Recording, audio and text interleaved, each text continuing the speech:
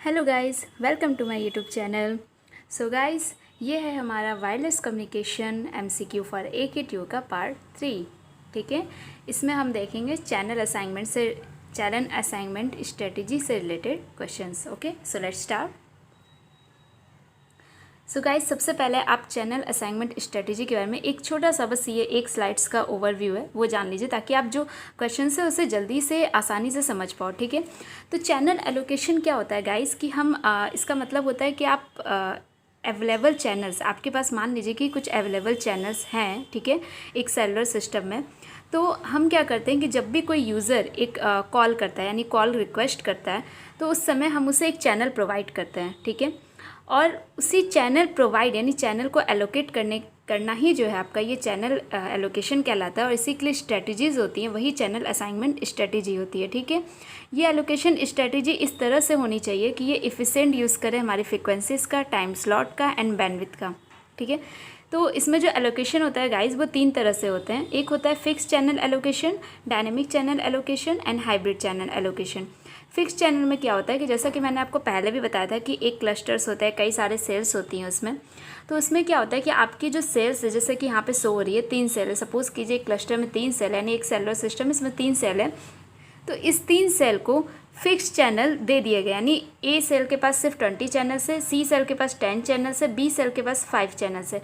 ऐसी कंडीशन में क्या होता है गाइस कि मान लीजिए कि इसके 20 चैनल्स अगर पूरे के पूरे बिजी है, और मान लीजिए कि सेल ए जोन में यानी ए वाली सेल में कोई यूज़र है, अब वो अगर वो रिक्वेस्ट कर रहा है, ठीक है, तो हमें उसे चैनल प्रोवाइड करना पड़ेगा। लेकिन ए सेल के पास अब चैनल है ही नहीं प्रोवाइड करने के लिए, क्योंकि उसके सारे के सारे सेल्स जो हैं बिजी है।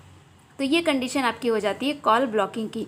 इसको हैंडल करता है बोरो चैनल, यानी दूसरे सेल से चैनल को बोरो करना। ठीक है, इसी तरह डायनेमिक चैनल एलोकेशन होता है। इसमें क्या होता है, किसी भी सेल के पास फिक्स चैनल नहीं होती है। आपके चैनल्स जो होते हैं, मतलब जितने यूज़र होते हैं, यानी जैसी ट्रैफिक होती है उसके अकॉर्डिंग सेल को चैनल प्रोवाइड हो जाता है, यानी जितनी उसको रिक्वायरमेंट होगी उसके अकॉर्डिंग चैनल प्रोवाइड हो जाता है। तो इसमें आपकी जो कॉल ब्लॉकिंग वाली प्रॉब्लम्स है वो सॉल्व हो जाती है। ठीक है, हाइब्रिड चैनल में क्या होता है गाइस कि हम उसमें दोनों का कॉम्बिनेशन होता है आपका हाइब्रिड चैनल। ठीक है, इसमें क्या होते हैं कि आपके टोटल नंबर ऑफ जो वॉइस चैनल है गाइस, ठीक है, वो डिवाइड किए जाते हैं फिक्स्ड और डायनेमिक सेट में। ठीक है, जब भी यूज़र कॉल करता है तो पहले उसको फिक्स चैनल दिए जाते हैं। अगर फिक्स चैनल सारे के सारे यूटिलाइज्ड यानी सारे के सारे बिजी होते हैं, तो उस कंडीशन में एक आपके डायनेमिक जो मतलब एक अलग से चैनल रखा गया है, ठीक है, जो कि डायनेमिक होता है। ठीक है, वो किसी को भी प्रोवाइड किया सकता है, किसी भी सेल को प्रोवाइड किया सकता है। वो चैनल जो है आपका इसको प्रोवाइड कर दिया था। मतलब एक चैनल हम जैसे कि ये मान लीजिए कि 20, 10 और 5 चैनल हमने फिक्स रख दिया, और हमारे पास टोटल थे 40 चैनल। ठीक है, तो 5 चैनल जो है हमारे पास अभी डायनेमिक में रखे हुए हैं, क्योंकि ये टोटल कितने हुए, 20 + 10 + 5 आपके 35 हो गए, यानी 5 चैनल अभी हमारे पास डायनेमिक के लिए रखे गए। अगर किसी को ज़रूरत होगी तो वो हम प्रोवाइड कर देंगे। तो ऐसा जो कॉम्बिनेशन होता है वो हाइब्रिड चैनल एलोकेशन होता है। ठीक है, अब हम अपने क्वेश्चंस को स्टार्ट करते हैं। सो हमारा क्वेश्चन नंबर फर्स्ट है कि which of the following is not the objective for channel assignment strategy. इसमें से कौन सा आपका ऑब्जेक्टिव नहीं है। तो चैनल असाइनमेंट स्ट्रेटजी के देखिए, जो ऑब्जेक्टिव होती है चैनल असाइनमेंट स्ट्रेटजी की, वो ये होती है कि उसको यूटिलाइज़ करना होता है स्पेक्ट्रम इफिशेंटली, यानी हम पर जो भी बैंडविड्थ है या स्पेक्ट्रम, आप जानते ही हो फ्रिक्वेंसी टाइम जो फ्रिक्वेंसी रिस्पॉन्स जो होता है, ठीक है, यानी बैंडविड्थ जो होती है आपकी, उसको इफिशेंटली यूज़ करें हम। ठीक है, हमारी जो भी frequency reuse for efficient utilisation a frequency reuse scheme consist with the objective of increasing capacity and minimising interference is required. ठीक है, इसमें आपकी कैपेसिटी को भी इंक्रीज़ करना होता है, ठीक है, और इंटरफेरेंस को भी हमें रिड्यूस करना होता है। ठीक है, तो इसमें से जो डी वाला ऑप्शन है वो गलत है, क्योंकि उसमें कह रहा है कि मैक्सिमाइज द इंटरफेरेंस। तो हम लोग जो चैनल असाइनमेंट स्ट्रेटजी है उसका ऑब्जेक्टिव ये नहीं होता कि वो इंटरफेरेंस को मैक्सिमाइज़ करे, बल्कि उसका ऑब्जेक्टिव ये होता है कि वो इंटरफेरेंस को मिनिमाइज़ करे। मतलब आप जैसे कि फ्रिक्वेंसी रीयूज़ के कॉन्सेप्ट को आप जानते हो, ठीक है, तो फ्रिक्वेंसी रीयूज़ कॉन्सेप्ट क्या होता है कि इंटरफेरेंस को मिनिमाइज़ करना है, यानी अगर दो सेल आपके सेम फ्रिक्वेंसी को यूज़ कर रहे हैं तो फ्रिक्वेंसी रीयूज़ यही होता है, और उसमें हम लोग एक डिस्टेंस प्रोवाइड कर देते हैं कि आपका इंटरफेरेंस मिनिमाइजेशन हो। तो किसी भी तरह से चैनल असाइनमेंट स्ट्रेटजी इंटरफेरेंस को मैक्सिमाइज़ तो नहीं करती है। ठीक है, ये बात है कि वो स्पेक्ट्रम बैंडविड्थ को अच्छे से यूज़ करती है, फ्रिक्वेंसी का सही यूज़ करती है। फ्रिक्वेंसी का आप सही तरीके से यूज़ करोगे, कैपेसिटी आपकी सही होगी। ठीक है, दूसरा ये इंटरफेरेंस भी आपका मिनिमाइज़ रहेगा। ठीक है, लेकिन मैक्सिमाइज तो नहीं हो सकता, तो इसलिए आपका डी आंसर होगा। ठीक है, अब आपका सेकंड क्वेश्चन है the choice of channel assignment strategy does not impact the performance of the system. तो ये गाइस ऑफ कोर्स फॉल्स है। आप चैनल कैसा असाइन कर रहे हो, जो चैनल असाइनमेंट स्ट्रेटेजी है, कौन सी स्ट्रेटेजी आप ले रहे हो, फिक्स्ड ले रहे हो कि आप हाइब्रिड ले रहे हो कि डायनेमिक ले रहे हो, ये डिपेंड करता है, ये आपकी सिस्टम परफॉर्मेंस को इम्पैक्ट करती है। ठीक है, तो जैसा कि मैंने आपको भी स्टार्टिंग में बता ही दिया था कि एक में कॉल ब्लॉक की प्रॉब्लम होती है, एक में नहीं होती है। ठीक है, तो ये डिफाइन करती है। ओके, इसलिए आंसर इसका फॉल्स होगा। अब थर्ड क्वेश्चन आपका the strategy acquired for channel assignment are, आपको पता है फिक्स्ड भी होती है, डायनेमिक भी होती है। ठीक है, तो इसका भी हो गया। इन अ फिक्स चैनल स्ट्रेटेजी में आपको इसमें बताना है कि कौन सा ऑप्शन करेक्ट होगा। तो देखिए क्या है, इस cell is assigned a predetermined set of frequency. Okay, it is right. You know कि फिक्स चैनल में मैंने आपको बताया था कि जो आपकी मतलब जिसमें हर एक सेल को हम एक प्री डिटरमाइंड यानी ऑलरेडी पहले से डिटरमाइंड जो फ्रिक्वेंसी होती है वो हम प्रोवाइड करते हैं। Call is serve by unused channel of the cell. इसका मतलब बस ये है गाइस कि उसमें कॉल जो होती है तब कॉल तभी पॉसिबल है, कॉल उसी चैनल के द्वारा सर्व की जा सकती है जो कि अनयूज्ड में, मतलब इस समय यूज़ में ना हो। ठीक है, मतलब जो मान लीजिए सेल के पास 20 चैनल है तो उसमें से जितने चैनल खाली होंगे सिर्फ वही चैनल यूज़ किया सकता है। ऐसा नहीं है जो मतलब आपके यूज़ में उसको भी हम यूज़ कर लें। ठीक है, और इसमें एक प्रॉब्लम भी होती है, the call gets block if all the channel of the cell are occupied, क्योंकि इसमें सिर्फ फ्री चैनल ही यूज़ किया सकते हैं, यानी जो चैनल खाली हो सिर्फ यानी अनयूज्ड में उसी को हम यूज़ कर सकते हैं। तो अगर सारे के सारे यूज्ड में हो जाए और आपको फिर भी कॉल रिक्वेस्ट आ रही है तो उस कंडीशन में क्या होगी, वो कॉल ब्लॉक हो जाएगी। ठीक है, यानी तीनों ऑप्शन आपके करेक्ट, यानी डी आंसर होगा ऑल ऑफ द अबव। अब हम आते हैं अपने फिफ्थ पे क्वेश्चन पे, what happen to a call in a fix channel strategy if all the channel in a cell are occupied. You know मैंने इसको बहुत अच्छे से एक्सप्लेन कर दिया है, इसमें आपकी जो कॉल है ब्लॉक्ड हो जाएगी। ठीक है, अब हम आते हैं अपने क्वेश्चन नंबर 6 पे। इसमें क्या लिखा है कि in a fix channel assignment strategy इस cell is allocated a predetermined set of voice channel. Guys अभी तक मैंने जितनी भी चैनल्स की बात की है वो वॉइस चैनल्स है। ओके, इसे आप ध्यान में रखना कि जो हम चैनल असाइनमेंट की बात कर रहे हैं इसमें कॉल रिक्वेस्ट के लिए वो आपका वॉइस चैनल है। ठीक है, in a fix channel strategy is cell is allocated a predetermined set of voice channel. Any call attempt within this cell can only be served by the unused channel in that particular cell. ये बात मैंने आपको पहले ही बता दी थी। ठीक है, अभी इससे पहले वाले क्वेश्चन में मैंने आपको बताया था। ठीक है, अब हम आते हैं अपने क्वेश्चन नंबर 7 पे। 7 क्या, what is boring strategy in a fix channel. तो गाइस बोरिंग स्ट्रेटेजी कुछ नहीं होती, मैंने आपको इससे बताया था कि कॉल जब ब्लॉक होने जैसे कि आपको अगर सारे चैनल आपके यूज्ड में है, ठीक है, तो हमें जो चैनल्स होते हैं बोरो करने पड़ते हैं अपने एडजेसेंट सेल से। ठीक है, अपने नाइबर वाले सेल से। तो यही जो आपका borrowing channel from neighbouring cell, इसके बारे में नीचे लिखा भी है मैंने कि in borrowing stage cell is allowed to borrow channel from a neighbouring cell if all of its own channel are already occupied, यानी उसके पहले जितने भी चैनल्स है उसके पास जितने अवेलेबल चैनल वो अगर ऑक्यूपाइड हो चुके हैं तो वो अपने नाइबरिंग सेल से चैनल को बोरो करेगा। The MSC supervise such boring procedure and ensure that the borrowing of channel does not interfere with any call in progress.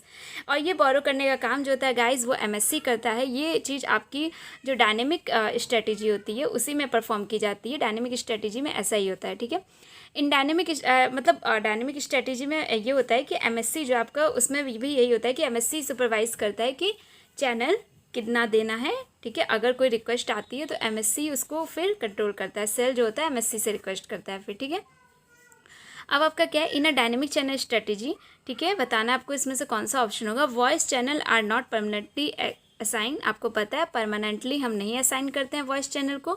Serving base station request from a channel from MSC, अभी मैंने आपको बताया कि dynamic channel में जो आपका base station होता है, ठीक है, यानी जो सेल का जो भी बेस स्टेशन या एंटीना है वो रिक्वेस्ट करेगा MSC से कि उसे और चैनल्स की नीड है। ठीक है, MSC allocate the channel according to predetermined algorithm, उसमें एक एल्गोरिथम हम चला देते हैं, उसमें एक एल्गोरिथम ऑलरेडी एक फिक्स होता है जिसके अकॉर्डिंग वो अपना चैनल का जो एलोकेशन है उसे डिसाइड करता है। ठीक है, तो आपके ये तीनों ऑप्शन इसमें सही होंगे। अब हम आते हैं 9 पे।